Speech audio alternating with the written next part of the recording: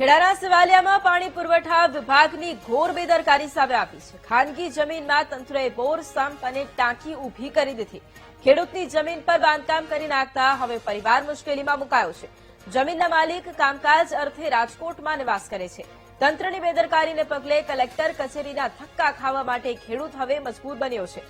ફરિયાદો કરવામાં આવી અને છતાંય સ્થળ પર પાણી પુરવઠા વિભાગના એક પણ અધિકારી નથી ફરક્યા। કાર્યપાલક એન્જિનિયરે માત્ર તપાસ કરવાનું કહી અને જવાબદારીમાંથી હાથ ખંખેરી લીધા છે।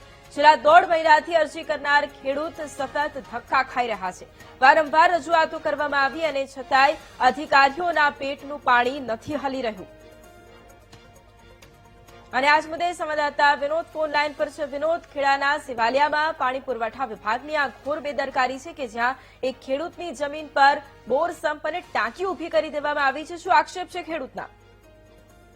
જી ભાઈ, આપણે ખાસ જણાવો કે ખેડા જિલ્લાના ઠાસર તાલુકાના આ ડેરોલિયા બાળક ગ્રામ પંચાયત કોરોના કાળ સમય દરમિયાન આ જે જમીનના જે માલિકો જે ખેડૂત છે જે રાજકોટ ખાતે કોરોના વખતે નીકળી ગયા હતા પેટી રળવા માટે। પરત આવતા જેવું તો આટલી મોટી સંખ્યાની અંદર એક મોટો સંપ, ટાંકી અને ત્યાં આગળ ઘણું બાંધકામ ઉભું કરી દેવામાં આવ્યું છે। આ પરિવાર દ્વારા ગ્રામ પંચાયતોને જણાવવામાં આવ્યું છે।